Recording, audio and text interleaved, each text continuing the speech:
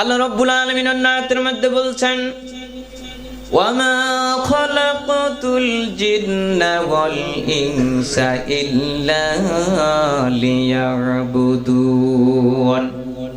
আমি মানুষ আর জিন তৈরি করেছি কেবলমাত্র তারা গোলামি করবে আমার, একমাত্র কেবলমাত্র গোলামি হবে একজনের, তিনি কে? আল্লাহর গোলামি করার জন্য, আল্লাহর ইবাদত করার জন্য, আল্লাহর হুকুমের আনুগত্য করার জন্যই আল্লাহ তৈরি করেছেন, আমাদেরকে সৃষ্টি করেছেন। তাহলে আল্লাহর উদ্দেশ্য হলো এই পৃথিবীতে মানুষ গোলামি করবে, হুকুম মানবে একজনের, তিনি কে? এই পৃথিবীতে আসার পরে আমরা নানা মত পেয়েছি, নানা পথ পেয়েছি। শয়তানের দেখানো বিভিন্ন পথ আর মতে মানুষ চলতে গিয়া আল্লাহর গোলামি থেকে সরে গিয়েছে। আল্লাহর গোলামি করতে হবে, আল্লাহর ইবাদত করতে হবে, আল্লাহর হুকুম আহকামকে মেনে চলতে হবে। আল্লাহ পাক রব্বুল ইজ্জাতের গোলামির রাস্তা কোনটি? আল্লাহর ইবাদতের রাস্তা কোনটি? কোন পথে গেলে আল্লাহর ইবাদত হবে, কোন পথে গেলে আল্লাহর রিজামন্দি অর্জন হবে? এজন্য আল্লাহ পাক রব্বুল ইজ্জাত একটি বিধান আমাদেরকে দিয়েছেন, জীবন আদর্শ দিয়েছেন, তার নাম হলো ইসলাম। নাম কি?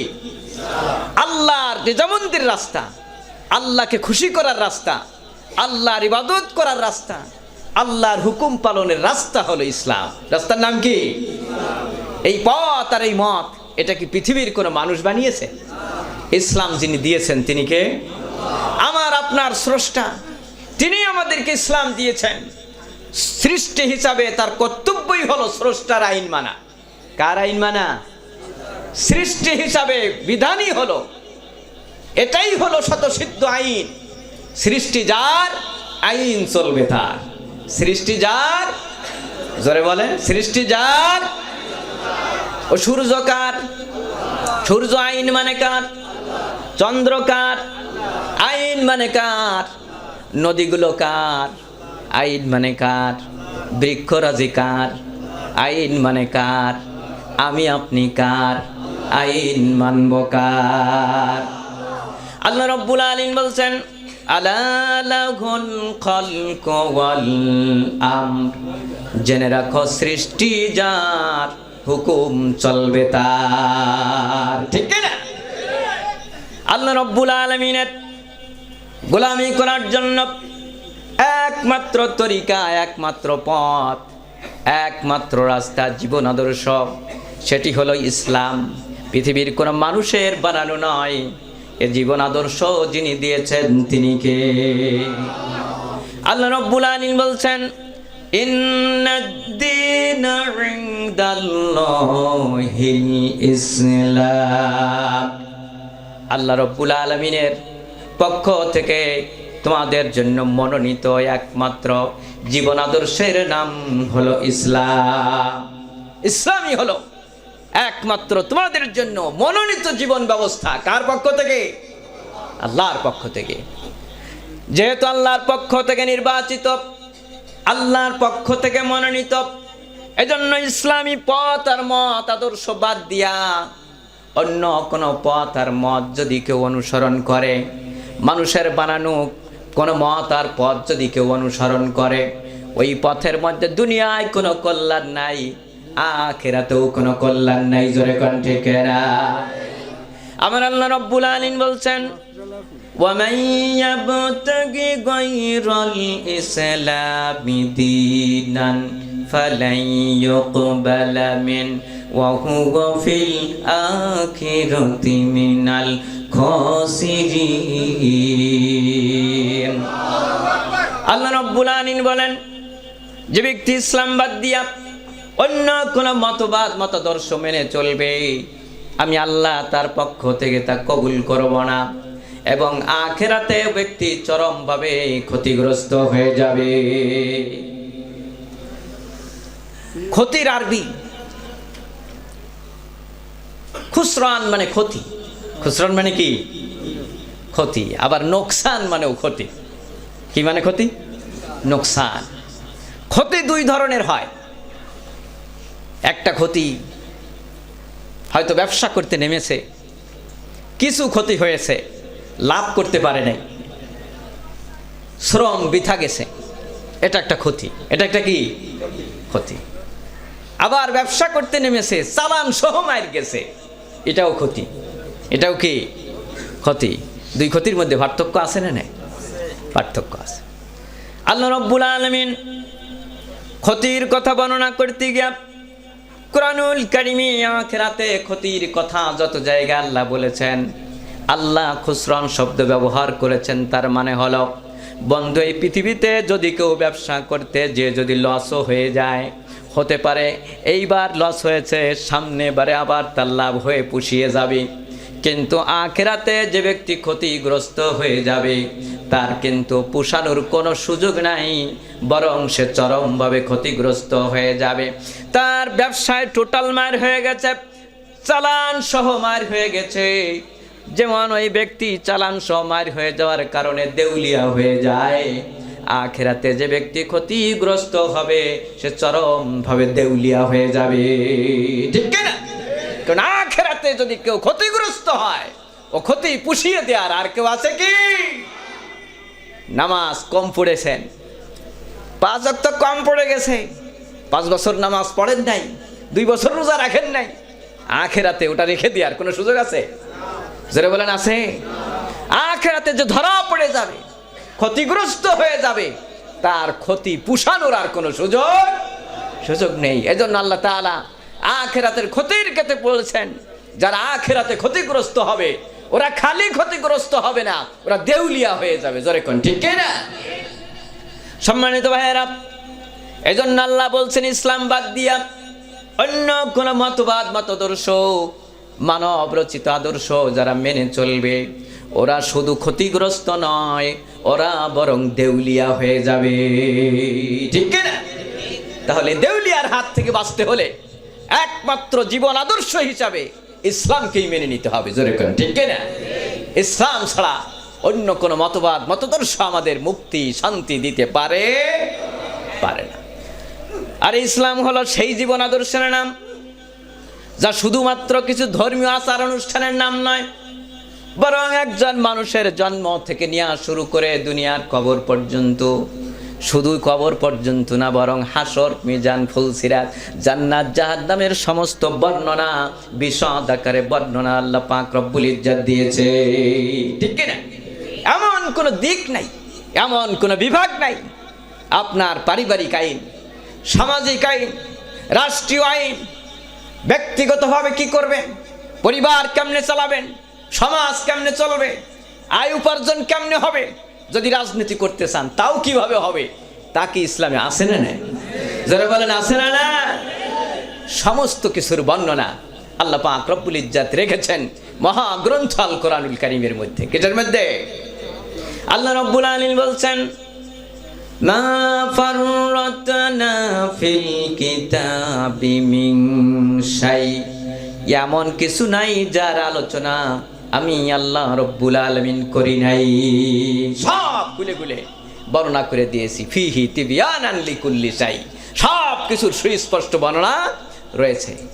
আল্লাহ রব্বুল আলামিন বলছেন, আল ইয়াউমা আকমালতু লাকুম দীনাকুম ওয়া আতমামতু আলাইকুম নি'মাতি ওয়া রাদিতু লাকুমুল ইসলাম দীনা। আল্লাহ রাব্বুল আলামিন বলছেন, ইসলামকে পরিপূর্ণ করে দিলাম, আমার নিয়ামতকে সমাপ্ত করলাম, আর ইসলামটাকে তোমাদের জন্য আমি আল্লাহর পক্ষ থেকে জীবন আদর্শ হিসাবে মনোনয়ন করে দিলাম। ইসলাম হলো পরিপূর্ণ। জীবনের এমন কোন দিক আর বিভাগ নাই যার বর্ণনা ইসলামের মধ্যে নাই। অতএব এই ইসলাম দিয়েই আমার দুনিয়াও চলবে, আবার এই ইসলাম দিয়েই আখিরাতে নাজাতের ব্যবস্থা হবে। জোরে করে ঠিক না? তাহলে আমরা দুনিয়াও শান্তি চাই, আখিরাতেও নাজাত পেতে চাই। কারা কারা দুনিয়া এবং আখিরাতের শান্তি চাই? লিল্লাহি তাকবীর। আল্লাহ কবুল করো, আমিন। তাহলে দুনিয়ার শান্তি এবং আখিরাতের নাজাত কেবলমাত্র একমাত্র ইসলামের মধ্যেই রয়েছে। ইসলামের বাইরে কোনো নিয়ম নীতি, আইন কানুন যদি মেনে চলা হয়, দুনিয়ার জীবনেও শান্তি নাই, আখিরাতেও কিন্তু মুক্তি নাই। সম্মানিত হাজিরিন, আল্লাহ পাক রব্বুল ইজ্জাত মানুষের পারস্পরিক লেনদেন, আচার আচরণ কেমন হবে, মানুষ কিভাবে লেনদেন করবে, কেমনে চুক্তি করবে, কিভাবে লেনদেন করবে, তার সুস্পষ্ট ব্যাখ্যা ইসলামের মধ্যে, কোরআনের মধ্যে, হাদিসের মধ্যে রয়েছে নাকি? আছে? আছে না নাই? আছে। সম্মানিত ভাইয়েরা, এই দুনিয়ার জীবনে আল্লাহ পাক রব্বুল ইজ্জাত আমাদের কাউকেই স্বয়ং সম্পূর্ণ করেন নাই। কোনো না কোনো দিক দিয়ে আমাদের ঘাটতি আছে। কি আছে জোরে বলে? ঘাটতি আছে। সব কিছুই আল্লাহ আমাকে দেন নাই, সব কিছুই একজনের কাছে নাই। আল্লাহ তাআলা ভাগ বটোয়ারা করেছেন, রিজিক বন্টন করে দিয়েছেন। কাউকে বেশি দিয়েছেন, কাউকে কম দিয়েছেন, কাউকে কোনো জিনিস দিয়েছেন, কাউকে কোনোটা দেন নাই। এজন্য মানুষ একজন আর একজনের কাছে ধর্ণা দেয়, একজন আর একজনের কাছে যায় তার প্রয়োজনীয় জিনিস আনার জন্য। কি বলেন ঠিক কিনা? আপনার পোশাকের দরকার, পোশাকের দোকানে যাবেন। চাউল দরকার, চাউলের দোকানে যাবেন। আপনার প্রয়োজনীয় জিনিস যেখানে আছে সেখান থেকে আনবেন। এ আনার জন্য পরস্পরের মধ্যে দ্রব্যের বিনিময় হবে, পণ্যের বিনিময় হবে, লেনদেন হবে। এজন্য লেনদেন কেমন হবে সেজন্য ইসলাম একটি সুস্পষ্ট নির্দেশনা দিয়েছে। সম্মানিত হাজিরিন, আল্লাহ পাক রব্বুল ইজ্জাত আমাদেরকে সম্পদ ভক্ষণ করার জন্য তরিকা বাতলিয়ে দিয়েছেন। কিভাবে আমরা একে অপরের সম্পদ ভোগ করতে পারবো আর কিভাবে সম্পদ ভোগ করতে পারবো না। আল্লাহ রাব্বুল আলামিন বলছেন, ওয়ালা তাকুলু আমওয়ালাকুম বাইনাকুম বিল বাতিল, তোমরা একে অপরের সম্পদ অন্যায়ভাবে গ্রাস করো না। ইল্লা আন তাকুনা তিজারাতান, ইল্লা আন তাকুনা তিজারাতান আন তারাদিম মিনকুম, পরস্পর সন্তুষ্ট চিত্তে যদি ব্যবসা বাণিজ্য করো তাহলে ব্যবসার মাধ্যমে একজন আর একজনের পণ্য ভোগ করতে পারবে, সম্পদ ভোগ করতে পারবে। অন্যায়ভাবে সম্পদ, একজন আরেকজনের সম্পদ ভোগ করতে পারবে পারবে না। চুরি করে নিয়ে যাইতে পারবে না, ডাকাতি করে নিয়ে যাইতে পারবে না, ছিনতাই করে নিতে পারবে না, জবরদখল করে নিতে পারবে না, জোরপূর্বক একজন কাছ থেকে কেড়ে নিতে পারবে না, ঘুষের মাধ্যমে নিতে পারবে না, সুদের মাধ্যমে নিতে পারবে না। বরং বৈধ পন্থায় একজন আর একজনের সাথে ব্যবসা বাণিজ্য করবে, সন্তুষ্ট চিত্তে কেনাবেচা করবে, ব্যবসা করবে, আর এর মাধ্যমেই পরস্পরের সম্পদ গ্রহণ করতে পারবে। বিধান কার? বিধান কার? আল্লাহ। সম্পদ যদি উপার্জন হারাম হয়ে যায়, এই উপার্জন দিয়া জামা কিনেছেন, পোশাক কিনেছেন, খাবার কিনেছেন, উদর পূর্তি করেছেন, আর এরপরে ওই উদর পূর্তি করা হারাম ভক্ষণ করে, উদর পূর্তি করে, গায়ে হারাম পোশাক পরিধান করে, রুকু সেজদা দিয়া কপাল ক্ষয় করে ফেললেও এক রাকাত নামাজ কবুল হবে না। ঠিক না? এই জন্য আমার বন্ধুগণ, উপার্জন হালাল হতে হবে। কি হতে হবে? জোরে বলেন। বুঝতেছেন? কথা বোঝা যাচ্ছে? উপার্জন কি হতে হবে? হালাল। আপনি নামাজ পড়বেন, জীবন ভরে নামাজ পড়েছেন, হজ করেছেন, রোজা রেখেছেন, কোনো কাজে লাগবে না যদি আপনার ইনকাম হালাল না হয়, যদি উপার্জন হালাল না হয়। যদি উপার্জন হারাম হয়ে যায়, ও হারাম খাদ্য খেয়ে সামনে রমজান, রোজা রাখবেন, একটা রোজাও আল্লাহ নেবে না। ঠিক না? সম্মানিত হাজিরিন, বিশ্ব নবী বলেছেন, আল্লাহর নবী বলেন, দূর দূরান্ত থেকে দীর্ঘ পথ সফর করে এসে কোন হাজী সাহেব কাবা এসে ধুলা মলিন চেহারা নিয়ে চুলগুলো এলোমেলো হয়ে গেছে, গায়ে ধুলামলিন হয়ে গেছে। এই ধুলামলিন চেহারা নিয়া, উস্কো খুস্কো চেহারা নিয়া কাবার সামনে দাঁড়িয়ে দুহাত তুলে আকাশের দিকে ডাকে, ইয়া রব ইয়া রব। আমার নবী বলতেছেন, ওর খাদ্য হারাম, ওর পানি হারাম, ওর গায়ের পোশাক হারাম, ওর পেটের মধ্যে হারাম দিয়া পেট ভর্তি করেছে। আমার রব ওর ডাক শোনে না, একটা ডাকও আমার মালিক শোনে না। তাহলে বন্ধু আমার, একবার দুইবার কেন, জীবনে প্রত্যেক বছরে বছরে হজ করব, কিন্তু যদি হজের টাকা যদি হালাল না হয়, যদি ওটা ইনকাম করে থাকো অবৈধ পন্থায়, সুদি টাকা নিয়া, ঘুষি টাকা নিয়া, ভাইকে ফাঁকি দিয়া, বোনকে ফাঁকি দিয়া, এতিমকে ফাঁকি দিয়া, এতিমের ফাঁকি মারা টাকা, গরিব মিসকিন অসহায় মানুষের চাল গম চুরি কইরা যদি বছরে বছরেও হজ করো, একটা হজ আল্লাহ নেবে না। জোরে কোন ঠিক না? সম্মানিত হাজিরিনের জন্য ইনকাম হালাল হতে হবে। কি হতে হবে? ইনকাম হালাল হতে হবে। জীবন ভরে ফাঁকি মেরেছে, অফিসে ঘুষ খেয়ে এসেছে, এবার বুড়ো বয়সে তসবি একটা হাতে নিয়ে রাস্তায় হাঁটে, মসজিদে বসে কোনায় তসবি টিপতে থাকে। সারা জীবন ফাঁকি মেরে সোজার হক বুঝে দাও আগে, তারপরে জিকির করো, কাজে লাগবে। ঠিকই না? ফাঁকি মেরে মেরে জীবন ভরে অর্থ সম্পদের পাহাড় গড়ে, এরপরে শেষ বয়সে তসবি টিপলে ও তসবি আল্লাহ নেবে না। জোরে কোন ঠিক না? কারণ আপনি যার ফাঁকি দিয়েছেন, হক মেরে খেয়েছেন, আগে ওর হক দেওয়া লাগবে। ওটা বান্দার হক, ওটা আল্লাহর হক না। নামাজ 2 ওয়াক্ত কাজা করেছেন, আল্লাহ ইচ্ছা করলে মাফ করে দিতে পারে। জোরে কোন ঠিক না? কিন্তু বোনেরটা ফাঁকি দিয়েছেন, গরিবের চাল মেরে খেয়েছেন, ঘুষ নিয়েছেন, দুর্নীতি করেছেন, কোটি কোটি টাকা আত্মসাৎ করে খেয়েছেন, জনগণের টাকা। ওগুলো বুঝে না দেওয়া পর্যন্ত আল্লাহ আপনারে মাফ করবে? জোরে বলেন করবে? করবে না। এজন্য ইনকাম হালাল হতে হবে। কি হতে হবে? জোরে বলে ইনকাম হালাল, আয় হালাল হতে হবে। অন্যথায় তোমার রোজা দিয়া, তোমার নামাজ দিয়া, তোমার হজ দিয়া আবার যাকাত দেবে। কি বলেন ঠিক না? কোটি কোটি টাকা বানিয়েছে পরের হক মেরে মেরে, এরপর যাকাত দেওয়ার নাটক করে। কি করে? জোরে বলে যাকাত দেওয়ার নাটক করে। অমক অমক তারিখে, এত তারিখে যাকাত দেবে, চলে আসো। যাকাতের লুঙ্গি আর শাড়ি কিনে এদেশের আমাদের কপাল পুড়িয়েছে।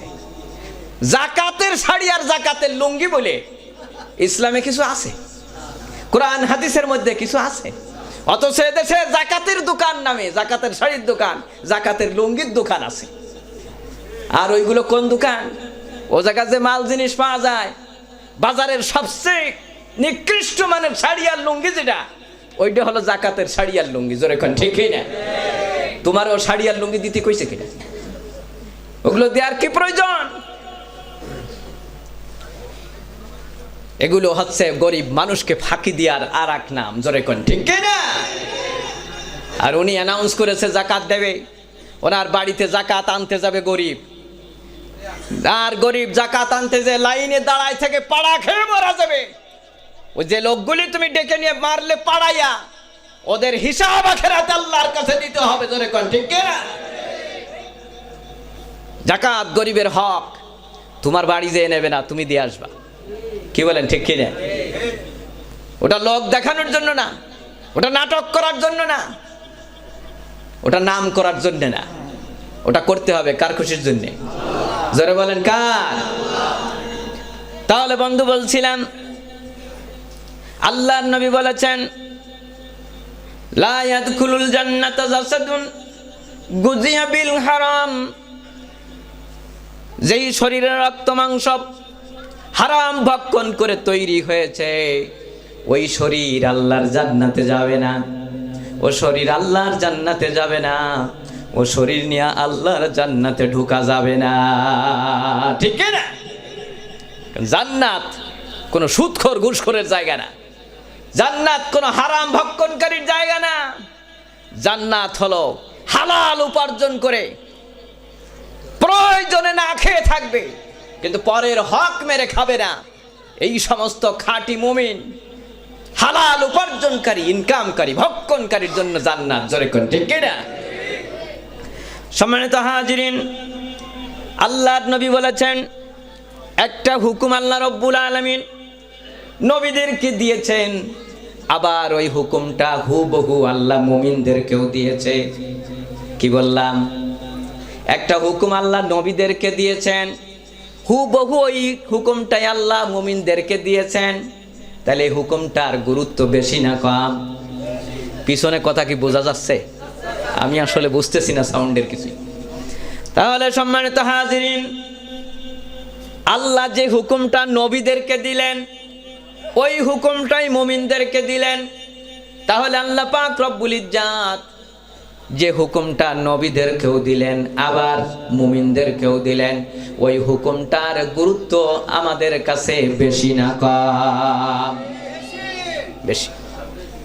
আল্লাহ রব্বুল আলামিন বলছেন, ইয়া আইয়ুহার রাসূলু কুলু মিনাত তাইয়্যিবাতি ওয়া'মালু সালিহা ইন্নী বিমা তা'মালুনা আলীম। আল্লাহ রাব্বুল আলামিন বলেন, হে রাসূলগণ, তোমরা ভক্ষণ করো, খাও, তাইয়্যিবাত পুত পবিত্র রিজিক খাও, ভক্ষণ করো। আর এই পুত পবিত্র রিজিক ভক্ষণ করার পরে নেক আমল করো, আমলে সালেহ করো। নিশ্চয় আমি আল্লাহ পাক রব্বুল ইজ্জাত তোমাদের সব আমলের খবর রাখি। আমাদের সব আমলের খবর যিনি রাখেন তিনি কে? তিনি কে? না মনে হয় দেখে না? দেখে? কি বলেন? দেখে? আল্লাহ পাক রব্বুল ইজ্জাত সব কিছু দেখেন, সব শোনেন। সাগরের অতল গভীর দিয়া যদি কোন ছোট্ট পোকাটাও হেঁটে যায়, তার হাঁটার যদি কোনো একটা সাউন্ড হয়, ওই সাউন্ডটা সমুদ্রের অতল গভীর থেকে নিয়া আর সে আজিমে পৌঁছে যায় যার কাছে তিনি কে? যদি অতল গভীর থেকে যদি কেউ কিছু বলে, পৃথিবীর কেউ শুনতে পায় না, কিন্তু যিনি আরো সে বসে শোনেন তিনি কে? তাকায় দেখো না হযরত ইউনূস আলাইহিস সালাতু ওয়াস সালামের দিকে। ইউনূসের নাম শুনেছেন? হ্যাঁ, ইউনূস আলাইহিস সালাম এক সিল্লা দিয়েছিলেন কোন জায়গা? কোন জায়গায়? মাছের পেটের মধ্যে ইউনূস আলাইহিস সালাম একটা সিল্লা দিয়েছিলেন। এই সিল্লার ইতিহাস আছে। সিল্লার ইতিহাস আছে না? সিল্লার ইতিহাস আছে। ইউনূস আলাইহিস সালাম সিল্লা দিয়েছেন মাছের পেটের মধ্যে এক সিল্লা। ইব্রাহিম আলাইহিস সালাতু ওয়াস সালাম এক সিল্লা মেরেছেন নমরুদের আগুনের কুণ্ডলীর মধ্যে। কোন জায়গায়? নমরুদের আগুনের কুণ্ডলীর মধ্যে ইব্রাহিম আলাইহিস সালাতু ওয়াস সালাম এক সিল্লা দিয়েছেন। সম্মানিত ভাইরা, এজন্য ইউনূস আলাইহিস সালাতু ওয়াস সালাম যখন মাছের পেটের মধ্যে দরিয়ার অতল গভীরে ইউনূস আলাইহিস সালামকে মাছ যখন পেটের মধ্যে নিয়া দরিয়ার অতল গভীরে চলে গেছে, মাছের পেটের মধ্যে জানলা নাই, আছে? জানলা নাই, দরজা নাই, অন্ধকার আর অন্ধকার। একদিকে সমুদ্রের অন্ধকার, আবার মাছের পেটের মধ্যে আর এক অন্ধকার। অন্ধকারের মধ্যে ইউনূস আলাইহিস সালাতু ওয়াস সালাম তিনি চিন্তা করলেন, এই পৃথিবীর কোন মানুষ আমার ডাক শুনবে না। শুনবে? এই পৃথিবীর কোন মানুষ আমাকে বাঁচাইতেও পারবে না। এই পৃথিবীর কোন মানুষ আমাকে বাঁচাইতে পারবে না। কাউকে ডেকে কোনো লাভ নাই। তিনি একজনকে ডেকেছিলেন, জোরে কোন তিনি কে? ইউনূস আলাইহিস সালাতু ওয়াস সালাম সমুদ্রের অতল গভীরে মাছের পেটের ভিতরে ডাক দিয়েছিলেন। সেই ডাকটা আমরা সবাই একবার সমস্বরে পড়ি, লা ইলাহা ইল্লা আনতা সুবহানাকা ইন্নী কুনতু মিনাজ জালিমিন। আবার পড়েন, লা ইলাহা ইল্লা আনতা সুবহানাকা ইন্নী কুনতু মিনাজ জালিমিন। আল্লাহ রাব্বুল আলামিনকে ডাক দিলেন, আরশের মালিক, বড় অপরাধ করে ফেলেছি, অন্যায় হয়ে গেছে, মাফ করে দাও। সমুদ্রের অতল গভীরে বসে মাছের পেটের মধ্যে ইউনূস আলাইহিস সালাতু ওয়াস সালাম আমি ডাক দিলাম, আরশের মালিক, আমি জানি পৃথিবীর কেউ আমার ডাক শুনবে না, কিন্তু তুমি আরশ থেকে আমার ডাক শুনতে পাবে নিশ্চয়ই। জোরে করে ডেকেরা ইউনূস আলাইহিস সালাতু ওয়াস সালাম মাছের পেটের মধ্য থেকে সমুদ্রের দরিয়ার অতল গভীর থেকে ইউনূস আলাইহিস সালাতু ওয়াস সালাম ডাক দিলেন, আর সাথে সাথে ডাকখানা যার কাছে পৌঁছায় গেল তিনি কে? আরো জোরে তিনি কে? আমার আল্লাহ ডাক দিয়ে বলে, ইউনূস, সমুদ্রের অতল গভীর থেকে দরিয়ার মাছের পেটের মধ্য থেকে ডাক দিলা, পৃথিবীর কোনো মানুষ শোনে নাই, কোনো ডাক্তার শোনে নাই, কোনো ইঞ্জিনিয়ার শোনে নাই, কোনো বিজ্ঞানী শোনে নাই, কোনো প্রেসিডেন্ট তোমার ডাক শোনে নাই, আমি আরশের মালিক আরশ থেকে তোমার ডাক শুনতে পেয়েছি। শুধু শুনলামই তাই না, আমি শুনে বসে থাকলাম তাই না, ফাস্তাজাবনা লাহু ওয়া নাজাইনাহু মিনাল গাম্মি ওয়া কাযালিকা নুনজিল মুমিনিন। আল্লাহ রাব্বুল আলামিন বলছেন, ইউনূস, যখন দরিয়ার অতল গভীর থেকে তুমি ডাক দিলা, আমি আল্লাহর কানে যখন তোমার আওয়াজ পৌঁছে গেছে, ইউনূস, আমি আর বসে থাকলাম না, আমি তোমার ডাকে সাড়া দিয়ে দিলাম, তোমার ডাকে জবাব দিয়ে দিলাম, দরিয়ার মাছের পেটের মধ্যে বেদনা বানাইয়া দিলাম, দরিয়ার মাছ আর তোমাকে হজম করতে পারলো না, দরিয়ার মধ্যে আর তোমাকে রাখতে পারলো না, ইউনূস, তোমাকে দরিয়ার মাছ দরিয়ার কিনারায় বমি করে ফেলে দিল, আমি আল্লাহ ইউনূস আলাইহিস সালাতু ওয়াস সালামকে বাঁচায়া দিলাম। কিয়ামত পর্যন্ত যদি কোন মুমিনেরা আমার কাছে নাজাত চায়, আমার কাছে যদি আহ্বান করে, আমার কাছে যদি ডাক দেয়, আমাকে যদি ডাকে, আমি আল্লাহ রব্বুল আলামিন ইউনূস আলাইহিস সালামের মতো तमाम পৃথিবীর সমস্ত মুমিনদেরকে কিয়ামত পর্যন্ত আমি আল্লাহ নাজাত দিয়ে দেব। সুবহানাল্লাহ। নাজাতের মালিক কে? বিপদ থেকে উত্তরানোর মালিক কে? তাহলে বিপদে মুসিবতে ডাকবো একজনকে, তিনি কে? সম্মানিত হাজিরিন, বলতেছিলাম ও মালিক কিন্তু সব দেখে, সব কিছু দেখতে পান। উস্তাদ ছাত্রদেরকে বলছে, চলো তোমাদের কাজকে একটা কাজ দেয়া হবে, সে কাজটি হলো তোমরা সকলে একটা ছুরি হাতে নাও আর একটা মুরগি নাও, মুরগিটা এই ছুরিটা দিয়া জবাই করবে এমন এক জায়গা থেকে যেখানে তোমারে কেউ দেখবে না। কেউ কি বুঝতেছেন? মুরগি জবাই করে আনতে হবে কিন্তু কেউ দেখবে না। সকল ছাত্ররা চলে গেছে, মুরগি একটা হাতে, ছুরি একখানা হাতে, যে যার মতো যে যেখানে যেখানে যে পেরেছে গোপনে গোপনে ছুরি গোপনে গোপনে মুরগি জবাই করে নিয়ে এসেছে। সকলের মুরগি জবাই হয়ে গেছে, কিন্তু একজন ছাত্র ফিরে এসেছে, মুরগি জবাই করতে পারে নাই। ওস্তাদ জিজ্ঞাসা করছে, ব্যাপার কি? সবাই মুরগি জবাই করে ফিরে আসলো, কিন্তু তুমি তাজা মুরগি নিয়ে ফিরে আসলা, কারণ কি?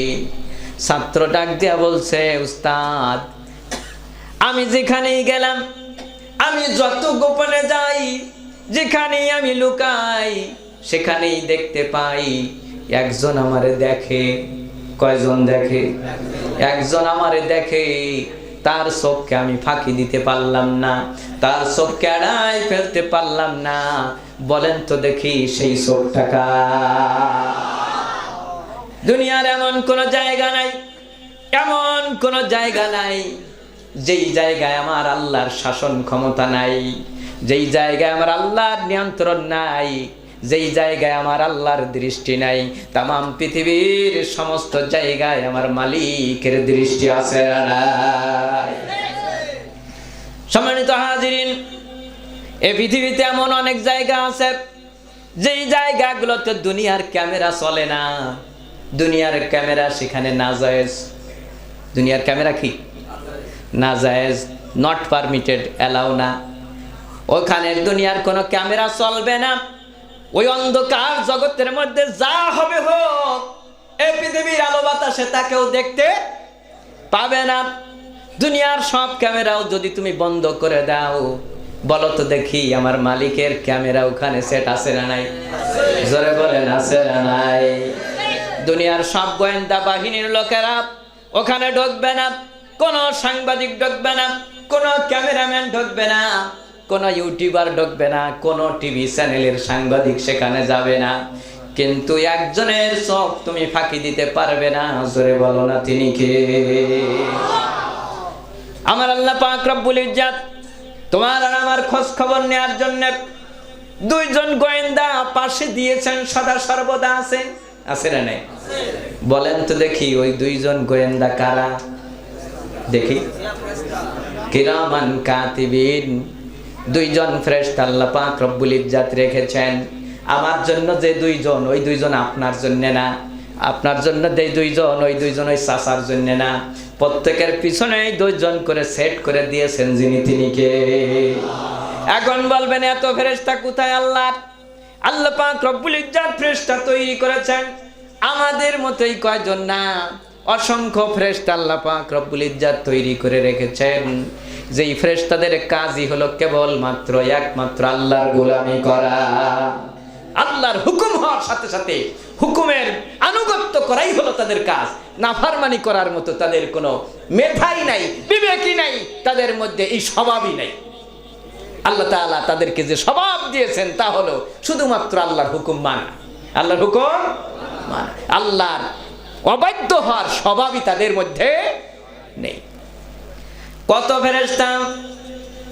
বিশ্বনবী বলেন আল্লাহর নবী মিরাজে গিয়েছেন, বাইতুল আল্লাহ পাক রব্বুল ইজ্জত তাকে বাইতুল মামুর দেখিয়েছেন। বাইতুল মামুরে যারা ইবাদত করে আমরা মানুষরা না, কারা ইবাদত করে? ফেরেশতা। জোরে বলে ফেরেশতারা ইবাদত বন্দেগী করে। প্রত্যেক দিন ৭০,০০০ করে ফেরেশতা বাইতুল মামুরে তওয়াফ করার সুযোগ পায়, ইবাদত করার সুযোগ পায়। যারা একবার সুযোগ পায় জীবনে আর দ্বিতীয়বার চান্স নেই। যারা একবার চান্স নিয়েছে আর দ্বিতীয়বার চান্স নাই, তাহলে বলেন তো দেখি আল্লাহর ফেরেশতা অসংখ্য নাকি কম? কম না বেশি?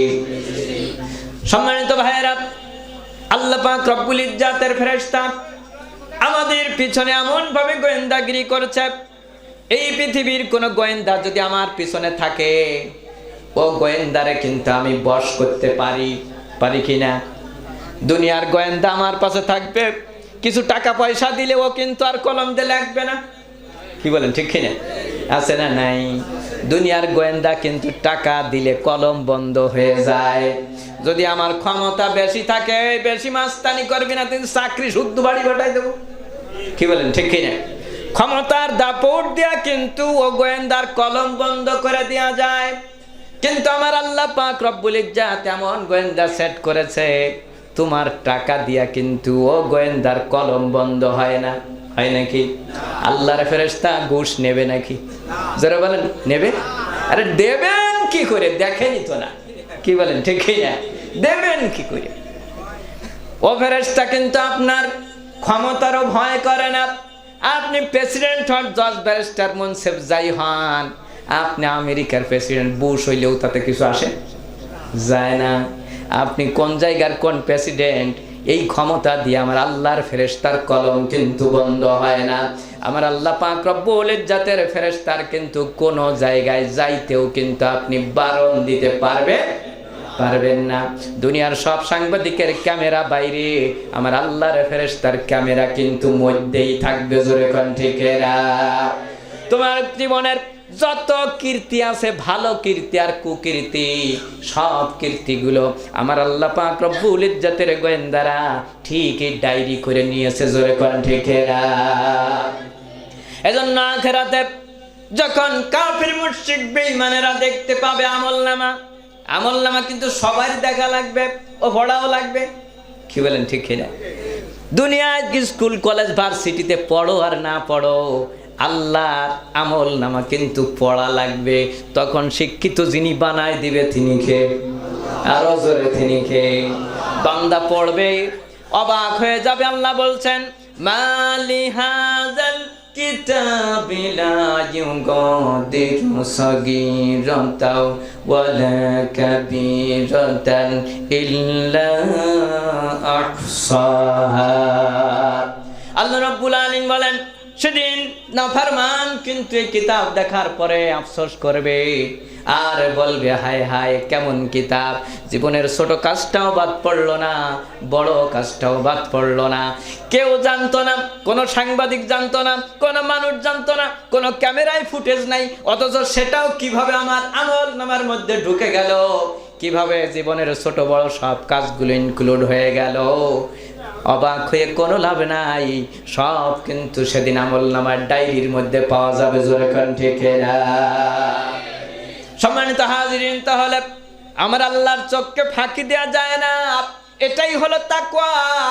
একজন ছাত্র কেবলমাত্র মুরগি জবাই না করে ফেরত এলো, বাকি সবাই কিন্তু জবাই করেছে, ওরা চোখ ফাঁকি দিয়েছে মানুষের, কিন্তু আমার আল্লাহর চোখ কিন্তু ফাঁকি দিতে পারে নাই। জোরে কোন ঠিক না? এজন্য মালিক তিনি কিন্তু সব দেখেন, সব শোনেন। আল্লাহ পাক রব্বুল ইজ্জাত রাসূলদেরকে নির্দেশ দিয়েছেন, তোমরা খানা খাবে, পবিত্র খানা, আর পবিত্র খানা খাওয়ার পরে ইবাদত করবে, তাহলেই ওই ইবাদত দ্বারা, নেক আমল দ্বারা তোমার দুনিয়া এবং আখিরাতের কল্যাণ হবে। জোরে কোন ঠিক না? আবার আল্লাহ পাক রব্বুল ইজ্জাত একই হুকুম মুমিনদেরকেও দিয়েছেন, ইয়া আইয়ুহাল্লাযীনা আমানু কুলু মিন তাইয়্যিবাতি মা রাযাকনাকুম ওয়াশকুরু লিল্লাহি ইন কুনতুম ইয়্যাহু তা'বুদুন। আল্লাহ রাব্বুল আলামিন বলেন, হে ঈমানদারেরা, কুলু মিন তাইয়্যিবাতি মা রাযাকনাকুম, আমি আল্লাহ তোমাদেরকে যে রিজিক দিয়েছি এই পবিত্র রিজিক থেকে তোমরা খাও, আর আমি আল্লাহ পাক রব্বুল ইজ্জাতের শুকরিয়া আদায় করো। যদি কিনা তোমরা কেবলমাত্র আমি আল্লাহ রব্বুল আলামিনের ইবাদত করতে চাও, আমি আল্লাহর ইবাদত যদি করো, তাহলে অবশ্যই হালাল খাদ্য খাও আর আমার শুকরিয়া আদায় করো। তাহলে হালাল খাদ্য খাবো, আলহামদুলিল্লাহ বলবো। জোরে কোন, হালাল খাদ্য খাবো, আলহামদুলিল্লাহ বলবো। একটু আওয়াজ করে বলেন, আমি বলবো এক অংশ, আপনারা বলবেন আর এক অংশ। হালাল খাদ্য খাও, আলহামদুলিল্লাহ বলো। হালাল খাদ্য খাবো, আলহামদুলিল্লাহ বলবো। হুকুমটা কার? হুকুমটা কার? আল্লাহ বলছেন হালাল খাও, শুকরিয়া আদায় করো, কারণ ওই হালাল খাদ্য খাওয়ার মতো তৌফিক আল্লাহ তোমারে দিয়েছে, এজন্য শুকরিয়া আদায় করে বলো আলহামদুলিল্লাহ। এই পৃথিবীতে অনেক বদনসিবওয়ালা মানুষ রয়েছে, কোটি কোটি টাকা ইনকাম করেছে, কামাই করেছে, একটা টাকাও হালাল না। আছে না নাই? কি বলেন, আছে না নাই? হারাম দিয়া সব ভর্তি করেছে, ব্যাংক ব্যালেন্স করেছে, বিঘা বিঘা জমি কিনেছে। বলেন তো দেখি, বিঘা বিঘা জমি আর ব্যাংক ব্যালেন্স কোনো কাজে লাগবে নাকি? আখিরাতে আমার বন্ধু আল্লাহ পাক রব্বুল ইজ্জাত যখন আমলনামা দিবে, বাম হাতে যাদের আমলনামা এসে যাবে, যারা বামপন্থী। কোন পন্থী? জোরে বলে। ওরা দুনিয়াও পরিচয় দেয় আমরা বাম, আল্লাহ বলেন আখিরাতে উত্তরে বানাবো বাম। কি বলেন, ঠিক না? সবাই পাবে ডান হাতে আমলনামা, বামের দল রামের দল, তুমি কিন্তু পাবা বাম হাতে আমলনামা। জোরে কোন, ঠিক না? বাম হাতে আমলনামা আসা মানে কপাল পুড়িয়ে গেছে। কি কপাল? কপাল পুড়ে গেছে। আমলনামা হাতে নিয়ে এবার বলবে, হায় হায়, ইয়া লাইতানি লামুতা কিতাবিয়া ওয়া লাম আদরি মা হিসাবিয়া ইয়া লাইতাহা কানাতিল কাযিয়া মা আগনা আন্নি মালিয়া হালাকা আন্নি সুলতানিয়া। আল্লাহ রাব্বুল আলামিন বলছেন, বাম হাতে আমলনামা পাওয়ার পরে কপাল পোড়া এবার বলতে থাকবে, হায় হায় আফসোস, আজকে যদি আমলনামা না দেয়া হতো, রেজাল্ট যদি না দেয়া হতো, আজকে যদি ফলাফল প্রকাশ না হতো, কত ভালো হতো। হায় হায়, কত জন্তু জানোয়ার সব মরে মাটি হয়ে গেল, আমি কেন রইলাম বেঁচে, আমি কেন মাটি হয়ে গেলাম না। আমার বন্ধুগণ, আখিরাতে আল্লাহ কিন্তু সবগুলারই উঠাবে। দুর্বল গরুটারে উঠাবে, সবল গরুটারে উঠাবে। দুর্বল ছাগলটারে উঠাবে, সবল ছাগলটারে উঠাবে। দুর্বল মোরগটারে উঠাবে, সবল মোরগটারে উঠাবে। আল্লাহ পাক রব্বুল ইজ্জাত বলবেন, এই ওঠ। এখন সবলটারে দুর্বল করে দেয়া হবে, দুর্বলটারে সবল করে দেয়া হবে। আর সিংহীন গরু আর বকরিটারে সিংহে দেয়া হবে, আর সিংওয়ালাটারে সিংহীন বানাই দেয়া হবে। আল্লাহ বলবে, তোরে দুনিয়ায় যেরকম একটা গুতা দিয়েছিল, তুই ওরে একটা গুতা লাগা। সিংওয়ালা বকরিটা এবার সিংহীনটারে গুতা লাগাই দেবে, সিংহীন গরুটারে এইবার সিংওয়ালা গরুটা গুতা লাগাইয়া দেবে। মোরগটা যেমনি ভাবে অন্যায় করে ওরে ঠোকর দিয়েছিল, ওরে ওরকম ঠোকরের ব্যবস্থা করা হবে। সব যখন প্রতিশোধ নেওয়া হয়ে যাবে, আল্লাহ বলবে, কোন তুরাবা, সব মরে মাটি হয়ে যা। সব মরে কি হয়? কারণ ওকে জন্য তো আল্লাহ জান্নাত জাহান্নাম বানায়নি, সব শেষ হয়ে গেছে। কোন তুরাবা, মাটি হয়ে যা, সাথে সাথে সব মাটি হয়ে যাবে। কেবলমাত্র এই মানুষ কিন্তু মাটি হবে না, এরা কিন্তু মাটি হতে পারবে না। নাফরমান সেদিন চোখের সামনে যখন দেখবে গরুগুলো সব মাটি হয়ে গেল, ছাগলগুলো সব মাটি হয়ে গেল, ও বলবে, ইয়া লাইতাহা কানাতিল কাদিয়া, হায় হায়, কেন আমি আজকে মাটি হয়ে গেলাম না।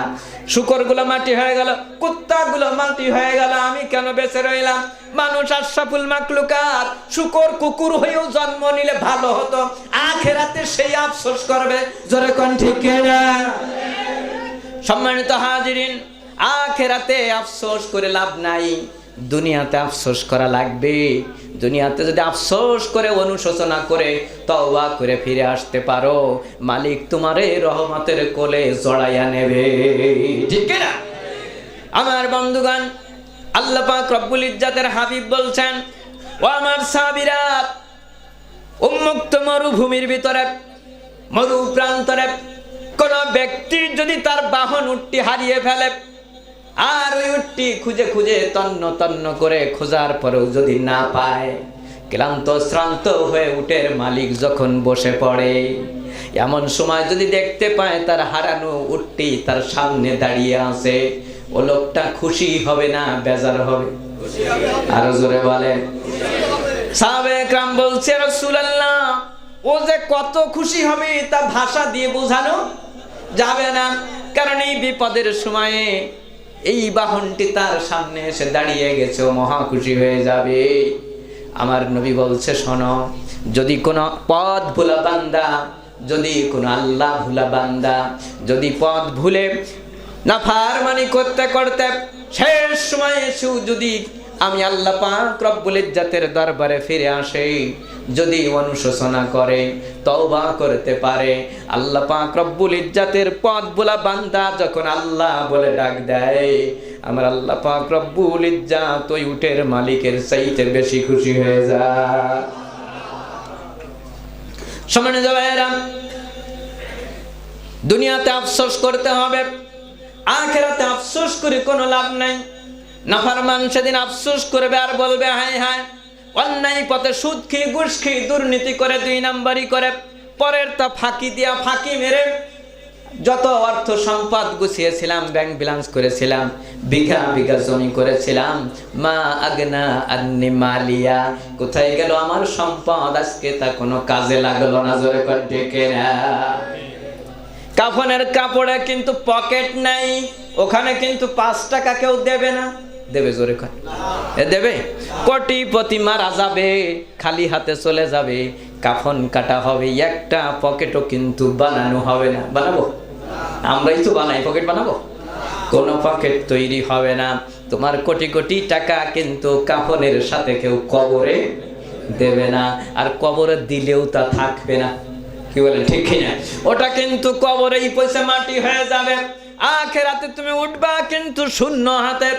আর সেদিন আফসোস করে বলতে হবে, হালাকা আন্নি সুলতানিয়া, হায় হায়, আমার ক্ষমতা কোথায় গেল? চেয়ারম্যান ছিলাম, মেম্বার ছিলাম, এমপি ছিলাম, ডিসি ছিলাম, এসপি ছিলাম, আঙ্গুলের ইশারায় এই পৃথিবীতে কত কি ঘটে যেত। কি কোন ঠিক না? আছে না নাই? ইশারা করলেই হ্যাঁ, ইশারা করলেই গুলি হবে রাস্তায়, লাশ পড়বে আর এক জায়গায়। আছে না নাই? কি আছে না নাই? তাহলে ইশারায় বহু কিছু ঘটে যায়, কিন্তু আখিরাতে তোমার কোনো ক্ষমতা থাকবে না। আল্লাহ পাক রব্বুল ইজ্জাত বলছে হালাকানে সুলতানিয়া, সেদিন আফসোস করে বলবে হায় রে, সব ক্ষমতা চলে গেছে, সব ক্ষমতা ধ্বংস হয়ে গেছে। বিল ক্লিনটনের ক্ষমতা থাকবে নাকি? বুশের ক্ষমতা থাকবে নাকি? বারাক ওবামার ক্ষমতা আছে নাকি? রাশিয়ার প্রেসিডেন্টের ক্ষমতা থাকবে নাকি? ফ্রান্সের প্রেসিডেন্টের ক্ষমতা থাকবে নাকি? বলেন, এই পৃথিবীর সব মডেলের ক্ষমতা শেষ হয়ে যাবে, কেবলমাত্র একজনের ক্ষমতা থাকবে। জোরে বলেন, তিনি কে? আল্লাহ পাক রব্বুল ইজ্জাত ডাক দিয়া সেদিন হাসরের ময়দানে সবগুলারে এক জায়গা করে আল্লাহ বলবে লিমানিল মুলকুল ইয়াউম, এই বল আজকের রাজত্ব কার? আজকের রাজত্ব, আজকের রাজত্ব কার? মাতুব্বারি আজকে কার? ক্ষমতা আজকে কার? জোরে বলো না কার? আল্লাহ রাব্বুল আলামিন বলেন লিল্লাহিল ওয়াহিদিল কাহ্হার, আজকের রাজত্ব কিন্তু আর কারো নাই, মহাপরাক্রমশালী একমাত্র কেবলমাত্র ওই মালিক আল্লাহর রাজত্ব। জোরে কোন ঠিক না? দুনিয়ায় বড় ক্ষমতা দেখিয়েছ, বিচার প্রতিষেধেছ, বিচার করেছো, অন্যায় ভাবে বিচার হয়েছে। যেই মানুষটা তোমার অন্যায় বিচারের দায়ে ফেসে গেছে, ওই মানুষটা জুলুমের শিকার হয়ে মজলুম হয়েছে, আখিরাতে কিন্তু আর একবার আদালত বসবে। যিনি আদালত বসাবেন তিনি কে? আরো জোরে, তিনি কে? আদালতের বিচারক হবেন আল্লাহ, আর দুনিয়ার সব মানুষগুলি সেদিন আদালতে আসামি। জোরে কোন ঠিক? বিচারক হবেন একজন, তিনি কে? আল্লাহ। সব বিচারকের যিনি শ্রেষ্ঠ বিচারক তিনি হলেন কে? আল্লাহ রাব্বুল আলামিন কিন্তু বিচার করবেন। সেদিন কিন্তু জজ সাহেব তোমার ক্ষমতা থাকবে না, সেদিন কিন্তু তুমি আল্লাহর আদালতে কাঠগড়ায় আসামি হয়ে দাঁড়াইয়া থাকবে, আর যিনি বিচার করবেন তিনি কে? এজন্য আফসোস করে বলবে হালাকানি সুলতানিয়া, হাই হাই সব ক্ষমতা শেষ হয়ে গেছে, কোনো ক্ষমতা আমার কাজে লাগলো না।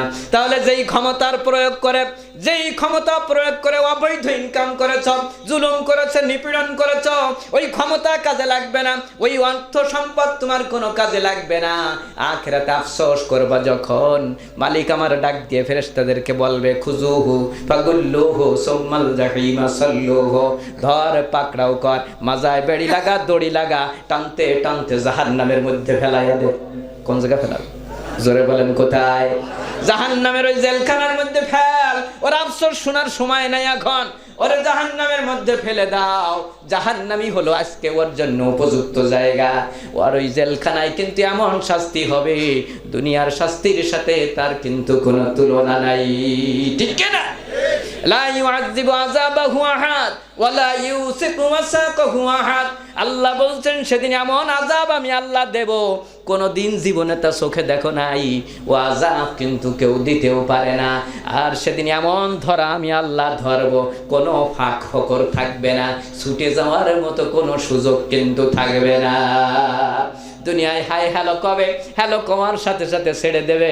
5টা খুনের মামলার আসামি, মন্ত্রী হ্যালো বলেছে তোমার জামিন হবে, কিন্তু আল্লাহর আদালতে হ্যালো কওয়ার কিন্তু কেউ নেই। কি করে না আছে? কে কে হ্যালো কয়ে দেবে? হ্যালো বলবে? কেউ হ্যালো বলবে? সম্মানিত হাজিরিন, লম্বা হয়ে যাচ্ছে আলোচনা।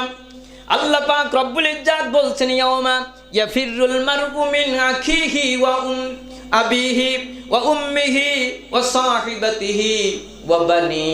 সেদিন আখিরাতে ইয়াউমা ইয়াফিরুল মারউ মিন আখিহি, সেদিন আখিরাতে মানুষগুলো তার ভাই থেকে কিন্তু পালিয়ে চলে যাবে, মায়ের থেকে পালিয়ে চলে যাবে, বাবার থেকে পালিয়ে চলে যাবে, স্ত্রীর থেকে পালিয়ে চলে যাবে, সন্তানগুলি সেদিন তোমাকে রেখে চলে যাবে। জোরে কোন ঠিক না?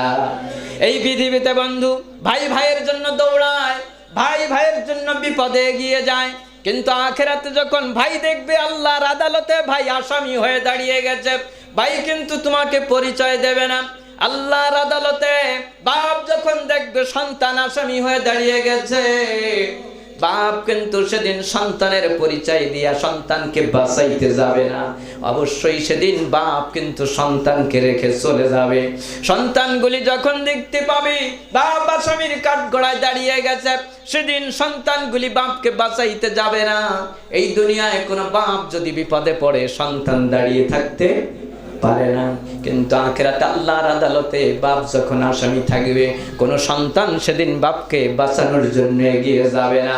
আমার আল্লাহ পাক রব্বুল ইজ্জত বলছে, মানুষ তোমার মা যে তোমাকে মরণের আগ পর্যন্ত বুকে জড়িয়ে ধরে রাখে, কত লঞ্চ ডুবে যায়, কত মানুষ নদীতে পড়ে মারা যায়, এমন অনেক মা পাওয়া গেছে বুকের মধ্যে সন্তান ধরা আছে, মাও মারা গেছে, সন্তানও মারা গেছে।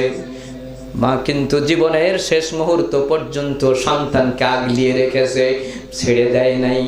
কিন্তু আখিরাতে ওই মা যখন দেখবে সন্তান বিপদে পড়ে গেছে, আল্লাহর আদালতে আসামি হয়ে গেছে, মা কিন্তু পরিচয় দিয়ে এগিয়ে যাবে না। মা কিন্তু সেদিন দৌড়ে পালিয়ে যাবে, সন্তানগুলি মাকে ছেড়ে চলে যাবে।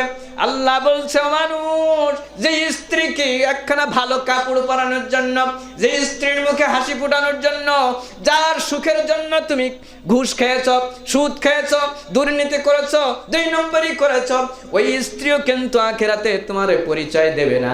স্বামীকে যখন দেখবে আল্লাহর আদালতে আসামি হয়ে গেছে, সে কিন্তু তোমাকে ছেড়ে চলে যাবে। বলেন তো দেখি বন্ধু, বাপ চলে গেল, মা চলে গেল, স্ত্রী চলে গেল, সন্তান চলে গেল, ভাই চলে গেল, বলেন তো দেখি পৃথিবীতে এদের চাইতে আপন আমার কাছে আর কেউ আছে নাকি? যদি ভাই আমাকে ছেড়ে চলে যায়, মা আমাকে ছেড়ে চলে যায়, বাপ যদি আমাকে ছেড়ে চলে যায়, বলেন তো দেখি কোন নেতা নেত্রী আমাকে কাজে দেবে নাকি? দেবে? সম্মানিত হাজিরিন, এজন্য আমাদেরকে চিন্তা করতে হবে, আখিরাতে আল্লাহর আদালতে দাঁড়াতে হবে। জীবনের খুঁটিনাটি সমস্ত কাজের জন্য হিসাব নেবেন যিনি, তিনি কে? ওই আদালতে হিসাব দেওয়ার জন্য তৈরি হয়ে যাও। দুনিয়ার জীবনে যদি আফসোস করতে পারো, অবশ্যই আমার আল্লাহ মাফ করে দেবে। জোরে কোন সুবহানাল্লাহ। সম্মানিত হাজিরিন, এজন্য আমাদেরকে ইনকাম হালাল করতে হবে না হারাম করতে হবে? ইনকাম কি হবে? হালাল করতে হবে। কারণ নবীদেরকে আল্লাহ হুকুম করেছেন, তোমরা পবিত্র বস্তু খাও, পবিত্র রিজিক খাও, আর পবিত্র রিজিক খাওয়ার পরে ইবাদত করো। আল্লাহ আমাদেরকেও বলেছে পবিত্র রিজিক খাও, আর আমি আল্লাহর শুকরিয়া আদায় করে আমার ইবাদত করো। জোরে কোন সুবহানাল্লাহ। তাহলে হালাল ইনকাম করতে হবে, হালাল রুজি ভক্ষণ করতে হবে। হালাল রুজি ইনকামের রাস্তা, অন্যতম রাস্তা হলো ব্যবসা। অন্যতম রাস্তা কি? ব্যবসা, কৃষি কাজ করা, এটাও হালাল ইনকামের রাস্তা। নিজের হাতে কাজ করে খাওয়া, এটাও হলো হালাল ইনকামের রাস্তা। শ্রম দেয়া চাকরি করা, যদি সেটা অবৈধ না হয়, সেটাও হালাল রুজির ইনকামের রাস্তা। কিন্তু এগুলো বাদ দেয়া সুদ ঘুষ দুর্নীতি করে যত ইনকাম করবা, একটাও হালাল না, বরং সব হবে হারাম। জোরে কোন ঠিক না? তাহলে আমরা আজকে ব্যবসায়ীদের উদ্যোগে যেহেতু আয়োজন, হালাল ইনকামের মধ্যে ব্যবসা হলো শ্রেষ্ঠ রাস্তা। ব্যবসা হলো রিজিকের 10 ভাগের 9 ভাগ হলো ব্যবসার মধ্যে। বলেছেন বিশ্ব নবী মুহাম্মদুর রাসূলুল্লাহ সাল্লাল্লাহু আলাইহি ওয়াসাল্লাম, রিজিকের 10 ভাগের 9 ভাগ হলো ব্যবসার মধ্যে। কোন জায়গা? কোন জায়গা? তাহলে ব্যবসা করা তো ভালো কাজ। ব্যবসা করা কি কাজ? ভালো কাজ। ব্যবসায়ীও কিন্তু জাহান্নামে যাবে। ব্যবসায়ীও কোন জায়গায় যাবে? আবার ব্যবসায়ী জান্নাতেও যাবে। তাহলে ব্যবসায়ী কয় ধরনের? জোরে বলে। ব্যবসায়ী হলো 2 ধরনের। এক ধরনের ব্যবসায়ী জাহান্নামী হবে, আর এক ধরনের ব্যবসায়ী জান্নাতি হবে। যেই ব্যবসায়ীরা জান্নাতে যাবে তারা কাদের সাথে থাকবে জানেন?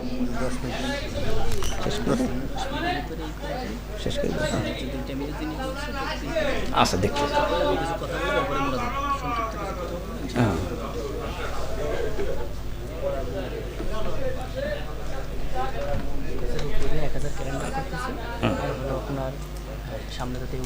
তাহলে ব্যবসা এটা একটি হালাল পথ। যেই পথে ইনকাম করলে আপনার ইনকাম হালাল হবে, আবার হারামও হওয়ার সম্ভাবনা আছে না নাই? ব্যবসায়ী হলো 2 ধরনের। আল্লাহ পাক রব্বুল ইজ্জাতের হাবিব বলেন, আত-তাজিরুস সাদুকুল আমিন মান নাবিয়িন ওয়াস সিদ্দিকিন ওয়াস শুহাদা।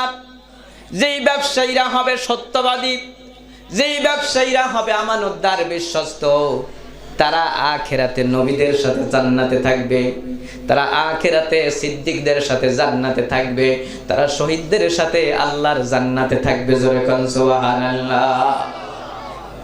তাহলে যেই ব্যবসায়ী হবে সৎ ব্যবসায়ী, কি ব্যবসায়ী? ধোঁকাবাজ হবে না, প্রতারক হবে না, ভেজাল দেবে না।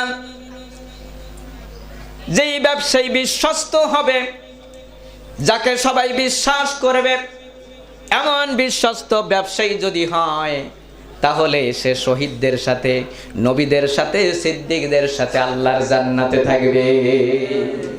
এর চাইতে সৌভাগ্য আর কি হতে পারে? আল্লাহর জান্নাতে জায়গা পাবে। শুধু তাই না, নবীদের সাথে একই জান্নাতে থাকবে, শহীদদের সাথে জান্নাতে থাকবে, সিদ্দিকদের সাথে জান্নাতে থাকবে। জোরে বলেন না সুবহানাল্লাহ। তাহলে তার জন্য শর্ত হলো দুইটা। এক হলো তার সৎ হওয়া লাগবে, 2 নম্বর হলো বিশ্বস্ত হতে হবে। এমন অনেক দোকানদার আছে, মানুষ তার কাছে যে দামাদামিও করে না। কি বলেন ঠিক কিনা? কারণ তারে সবাই বিশ্বাস করে, বিশ্বস্ত ব্যক্তি, আমাকে ঠকাবে না। ঠকাবে? আবার এমন অনেক ব্যবসায়ী আছে, কেউ তার ধারে ভেড়ে না, কেউ তার ধারে, একবার যদি ঠক খায় আর কোনোদিন ওর ধারেও যাবে না।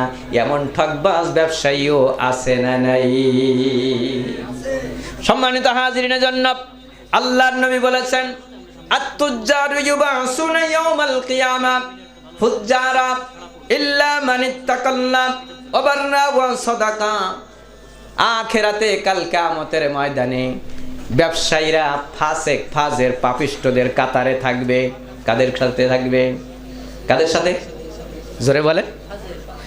ফাজের, পাপিষ্ঠদের সাথে থাকবে, পাপিষ্ঠদের সাথে উঠবে। তবে 3 গুণ যাদের মধ্যে আছে তারা বাদে, যারা আল্লাহকে ভয় করেছে, সত্য কথা বলেছে, নেক কাজ করেছে। এই নেককার সৎ ব্যবসায়ীগুলা আল্লাহকে ভয় করে যারা ব্যবসা করেছে, এই ব্যবসায়ীগুলা বাদে বাকি সব কিন্তু ফাসেক, ফাজের, ফুজ্জারদের সাথে থাকবে। তাহলে ব্যবসা করব, ভয় করব কাকে? আপনি যে ফাঁকি দিচ্ছেন ওটা কে দেখে?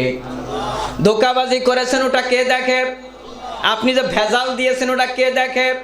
আপনি যে 2 নম্বরই মাল দিয়ে 1 নম্বরের টাকা নিয়েছেন ও কে দেখেছে? জোরে বলেন। যেহেতু সময় কম হয়ে গেছে, সংক্ষেপে বলে যাই, তাহলে 2 নম্বরের মাল দিয়ে 1 নম্বরের টাকা নিয়েছেন ওটা কে দেখেছে? ভেজাল দিয়েছেন ওটা কে দেখেছে? আপনি যে সত্য কথা না বলে মিথ্যা কথা বলে টাকা নিয়েছেন ওটা কে দেখেছে? দেখবেন দোকানদার শপথ করে বলবে, আল্লাহর কসম এত দামে কিনেছি, এটা আমার কিনা দাম, মোটেও আমার লাভ হলো না। আসলে কি ওর সত্য কথা বলেছে না মিথ্যা কথা বলেছে?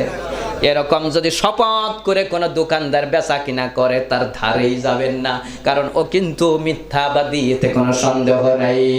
ঠিক না? লাভ না করে বিনা লাভে আপনার বেচছে, ওর দোকানের ভাড়া নেই, ওর শ্রমের মূল্য নেই, বিনা লাভে টাকা দিয়ে বিনা লাভে আপনাকে পণ্য দিচ্ছে। আবার আল্লাহকে কসম করে, কারে সাক্ষী মানলো?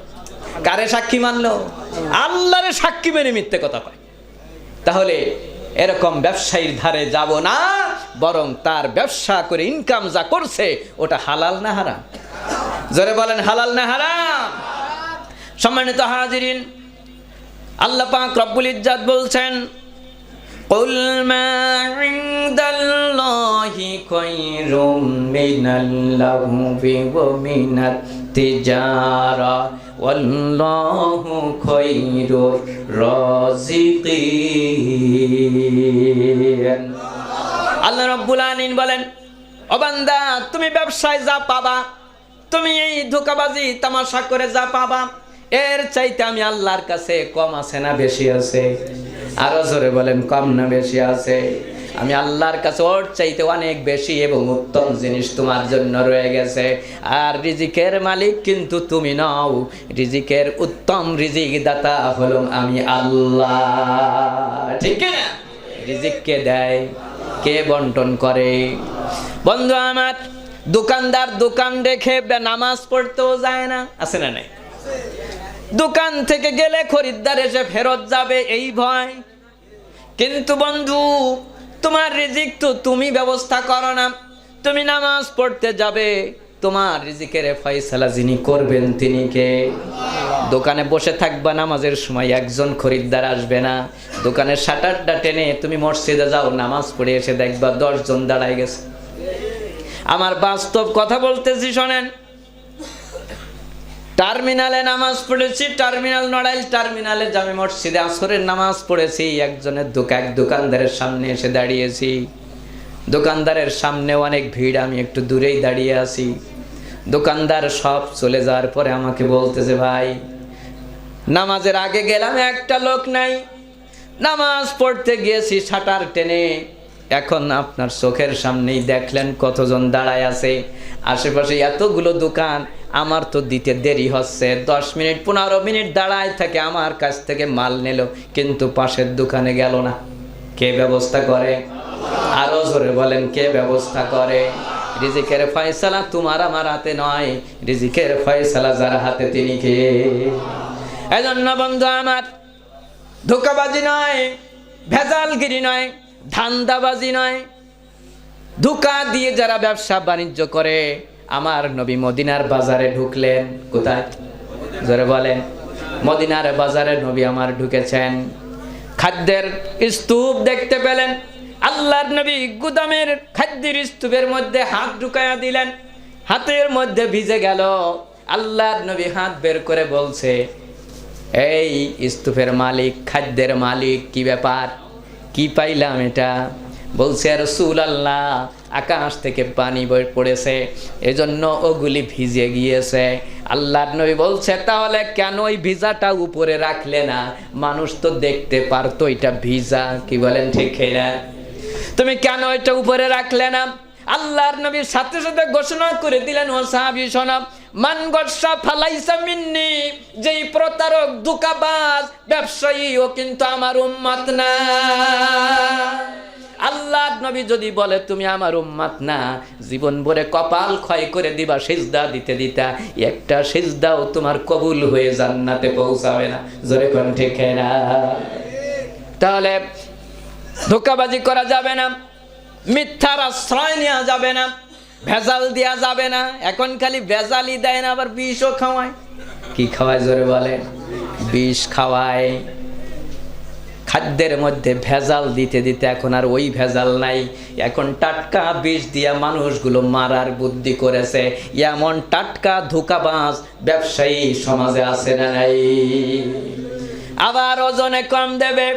মাছ কিনেছেন 1 কেজি, অন্য দোকানে মাপ দেবেন হবে 800 গ্রাম। কি আছে না নাই? 1 কেজি গোশ কিনে নিয়ে আসবেন 700 টাকা দিয়া, অন্য দোকানে মাপ দিবেন হয়ে যাবে 700 গ্রাম। কয় গ্রাম?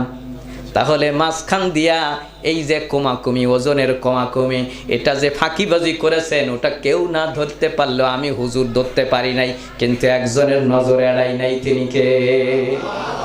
আমার বন্ধুগণ, আল্লাহ পাক রব্বুল ইজ্জত মাদিয়ানবাসীর কাছে হযরত শুআয়ব আলাইহিস সালাতু ওয়াস সালামকে পাঠালেন। আল্লাহর নবী শুআয়ব মাদিয়ানবাসীকে ডাক দিয়ে বললেন, ইয়া কওমি ইবুদুল্লাহ মা লাকুম মিন ইলাহিন গায়রু, ও আমার জাতির লোকেরা, তোমরা এক আল্লাহর ইবাদত করো, যিনি ছাড়া তোমাদের আর কোনো ইলাহ নাই। আর ওজনের মধ্যে তোমরা কম বেশি করো না, তোমরা ওজন যা দিবা সঠিকভাবে ওজন দিবা। জাতির লোকেরা মানলো না তার কথা।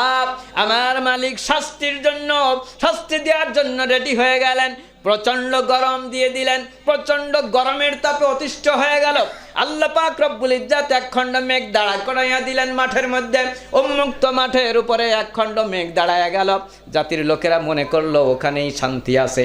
যখন তারা মেঘমালার নিচে যখন জমায়েত হলো, সুন্দর বাতাস বইতেছে, শান্তি পাইতে লাগলো। মনে করলো এখনই মনে হয় রহমতের বৃষ্টি নাজিল হবে।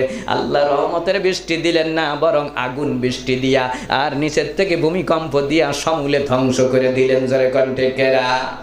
সম্মানিত হাজিরিনের জন্য, ওজনে কম দিয়া, খাদ্যে ভেজাল দিয়া মানুষকে ঠকানো, এটা হলো আল্লাহর আযাবে গ্রেফতার হওয়ার কারণ।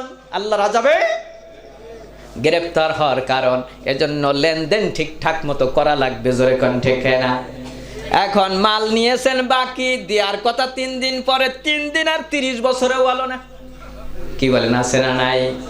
বলবে স্যার ভাই দিয়ে যাব বিকেল বেলা, কিন্তু বিকেল তো কত বিকেল যায়, কত সকাল যায়, ও বিকেল আর হয় না। আছে না নাই? জোরে বলেন, আছে না নাই? ওয়াদা অঙ্গীকার যারা ভঙ্গ করে তারা মুনাফিক। জোরে কোন কি? মুনাফিক গুলো জান্নাতি না জাহান্নামী? জোরে বলেন। মুনাফিক গুলো সব জাহান্নামী হবে, তারা জাহান্নামে যাবে। আল্লাহ পাক রব্বুল ইজ্জাত মুনাফিকদের জন্য জাহান্নামের নিচের জায়গা ভালো করে রেখেছেন। এসার আগুন, চুলার আগুন নিচের দিকে বেশি না উপরের দিকে বেশি? জোরে বলেন। চুলার আগুন, জাল যে জায়গা থাকে, কাঠ যে জায়গা থাকে, আগুন ওই জায়গা তেজ বেশি না উপরে তেজ বেশি? মুনাফিক গুলা সব জাহান্নামের নিচেই থাকবে, যেখানে লাকড়ি আছে। লাকড়ির পরে জম্মের জ্বলা জ্বলবে, কায়দা মতো পুড়াবে যিনি তিনিকে। এজন্য মুনাফিকি করা চলবে না। আল্লাহ পাক রব্বুল ইজ্জাতের হাবিব বলেছেন, আখিরাতে কাল কিয়ামতে প্রত্যেক মুনাফিকের জন্য আল্লাহ একটা পতাকা বানাবে। কি বানাবে? আল্লাহ পাক রব্বুল ইজ্জাত একটা পতাকা বানাবে। ও পতাকাটা তার মাথায় গুজে দেয়া হবে। যে যত বড় ধোঁকাবাজ হবে আর ওয়াদা ভঙ্গকারী হবে, ওর পতাকা তত লম্বা হবে। আখিরাতে কাল কিয়ামতে ইউরোপু বিহি, নবী বলতেছেন পতাকা দেখে দেখে ওই মুনাফিক গুলারে চিনা যাবে। বলেন তো দেখি, আখিরাতে যদি মুনাফিক একটা পতাকা নিয়ে ওঠে আর ওর পেছনে যদি লাগানো থাকে একটা পতাকা, ও মুখ দেখাতে পারবে? যারা বলেন, মুখ দেখাইতে পারবে? এজন্য ওয়াদা করে ওয়াদা অনুযায়ী যথা সময় টাকা পরিশোধ করতে হবে। যারা ধান্দা করে পরিশোধ করে না, ওরা মুনাফিক হয়ে মরবে। শুধু মুনাফিক হয়ে মরবে না, জাহান্নাম নিজের কপালে লিখে নিয়ে মরবে। জোরে কোন ঠিক না? কারণ ঋণী আপনি থেকে মরলে, আল্লাহর নবী বলেছেন শহীদ হয়ে মরলেও ঋণ যদি থাকে আল্লাহ তোমারে মাফ করবে। যারা বলেন, মাফ করবে? মাফ করবে না। এজন্য ঋণ থাকা অবস্থায় মৃত্যুবরণ করলে কিন্তু মাপ পাওয়ার কোনো সুযোগ নেই। আল্লাহর নবী যখন জানাজা পড়াইতে যাইতেন, আল্লাহর নবী শুনতেন তোমার কি ওর কি কোনো ঋণ আছে নাকি? যদি ঋণ থাকতো রসুল বলতেন ওর ঋণ পরিশোধ করার মতো দায়িত্ব নেওয়ার কেউ আছো কি? সাহাবীরা যদি কেউ দায়িত্ব নিতেন যে ইয়া রাসূলুল্লাহ আমি আছি, ওর ঋণ পরিশোধ করে দেব, তাহলেই নবী জানাজা পড়াতেন। অন্যথায় নবী বলতেন তোমরা কেউ জানাজা পড়ে নাও, আমি ওর জানাজা পড়বো না। কারণ আমি নবী জানাজা পড়াইলেও ওর দোয়া কবুল, জোরে বলেন, কবুল হবে না। তাহলে ঋণ থেকে মারা যাওয়া যাবে না, বরং যথাযথভাবে ঋণ পরিশোধ করতে হবে। সেই হলো উত্তম মুমিন। যেই ব্যক্তি যথা টাইমে ওয়াদা অনুযায়ী ঋণ পরিশোধ করে, সেই হলো সবচেয়ে উত্তম। তাহলে আমরা এই উত্তম কাজ করব নাকি ঋণ নিয়ে কবরে যাব? দিনা নিয়ে কবরে যাব নাকি ঋণ উত্তমভাবে পরিশোধ করে কবরে যাব? আল্লাহ আমাদেরকে তৌফিক দান করুন। আর মানুষের সাথে আমাদের আচরণ হবে সুন্দর। আচরণ কি হবে? ওয়াকুলু লিন-নাসি হুসনা, মানুষের সাথে সুন্দর আচরণ করব। মানুষকে অযথা বেশি কথা বলবো না, কটু কথা বলবো না, গালিগালাজ করব না, নির্যাতন করব না। কারণ মজলুমের দোয়াকে ভয় করো। আল্লাহ এবং মজলুমের দোয়ার মধ্যে কোনো কি নাই, কোনো পর্দা নাই। মজলুম দোয়া করতে দেরি আছে, কবুল হতে দেরি নাই। অবশ্যই আল্লাহ তাআলা তোমাকে পাকড়াও করবে। আখিরাতে ঋণ থেকে যদি মারা যান, জুলুম করে যদি মারা যান, অবশ্যই আল্লাহ পাক রব্বুল ইজ্জাতের কাছে কাল কিয়ামতে কিন্তু টাকা পয়সা আপনার কাছে নাই, সব ঋণ পরিশোধ করা হবে আপনার নেক আমল দিয়া। সব দিয়া পরিশোধ করতে করতে যখন নিঃশেষ হয়ে যাবে, অন্যের গুনাহটা নিজের ঘাড়ে চাপাইয়া জাহান্নামে যেতে হবে। তাহলে ঋণ পরিশোধ করব, ওয়াদা অনুযায়ী টাকা পরিশোধ করব, মানুষের সাথে ভালো আচরণ করব, জুলুম করব না, ইসলাম অনুযায়ী নিজের জীবন গড়ে তুলব, দুনিয়া এবং আখিরাতে ইসলাম অনুযায়ী চলব। আল্লাহ তৌফিক দান করুক, বলে আমিন। ওয়া মা আলাইনা ইল্লাল বালাগ। আসসালামু আলাইকুম ওয়া রাহমাতুল্লাহি ওয়া বারাকাতুহু।